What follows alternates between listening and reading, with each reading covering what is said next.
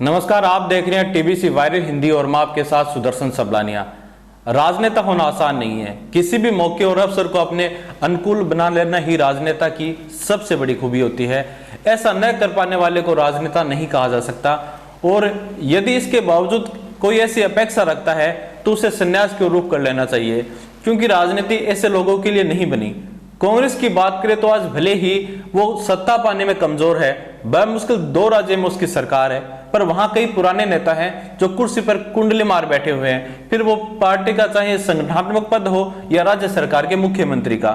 इसमें सबसे अव्वल नंबर पर अशोक गहलोत आते हैं, जो पहले लंबे समय तक कांग्रेस के संगठनात्मक ढांचे के अहम हिस्सा रहे और बाद में राजस्थान के सीएम बने।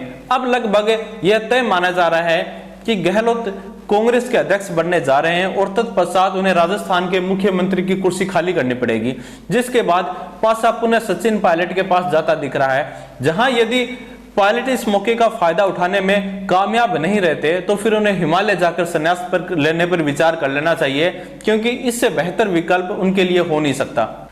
ये सभी जानते हैं कि जब 2018 का चुनाव सचिन पायलट की अगुवाई में लड़ा गया तो फिर कैसे गहलोत को मुख्यमंत्री बना दिया गया।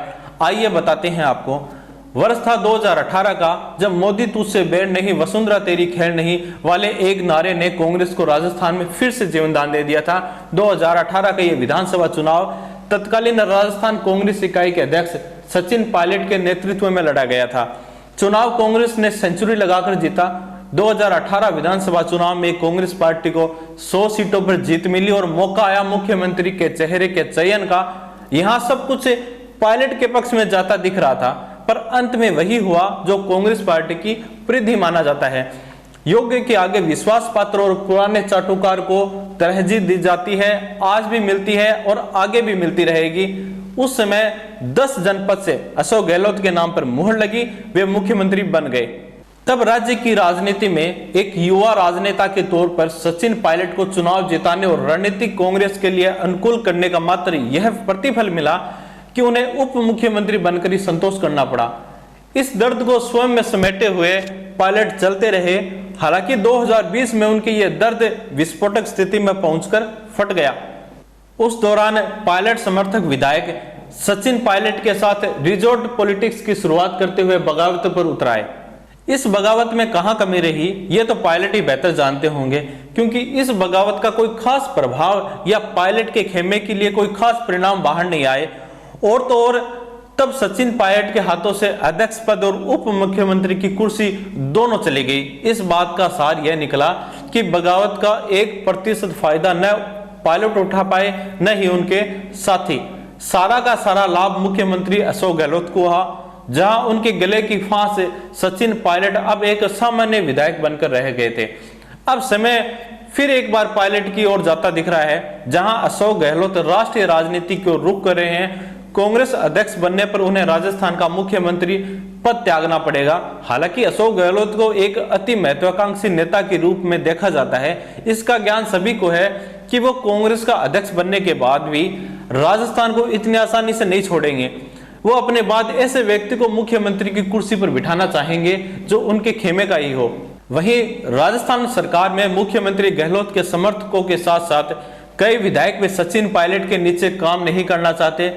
उनमें से कुछ का तो तर्क यह है कि उन्हें किसी ऐसे व्यक्ति के नेतृत्व को स्वीकार नहीं करना जिसने कथित तौर पर पार्टी के विरुद्ध विद्रोह किया था। राजस्थान सरकार में मंत्री अशोक चांदना द्वारा सचिन पायलट पर हालिया हमला यह दर्शाता भी है कि उन्हें अभी और समर्थन जुटाने की आवश्यकता है।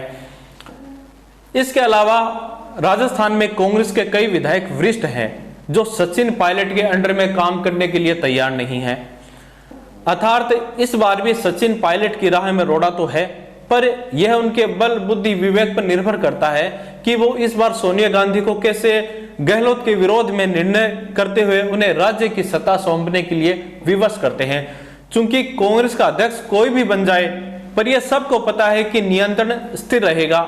हर निर्णय का हस्ताक्षर उसी 10 जनपद से होगा जहां से डॉक्टर मनमोहन सिंह की सरकार चलती थी और रिमोट कंट्रोल सोनिया गांधी के हाथ में होता था, ताकि सरकार पर नियंत्रण रखा जा सके। इस स्थिति में जहां इस बार अशोक गहलोत का कांग्रेस अध्यक्ष बनते ही मुख्यमंत्री की कुर्सी से हटना तय माना जा रहा है। अब भी सचिन पायलट इस अवसर को भुना नहीं पाए तो ऐसी स्थिति में उन्हें स्वतः राजनीति से संन्यास लेने का निर्णय कर लेना चाहिए।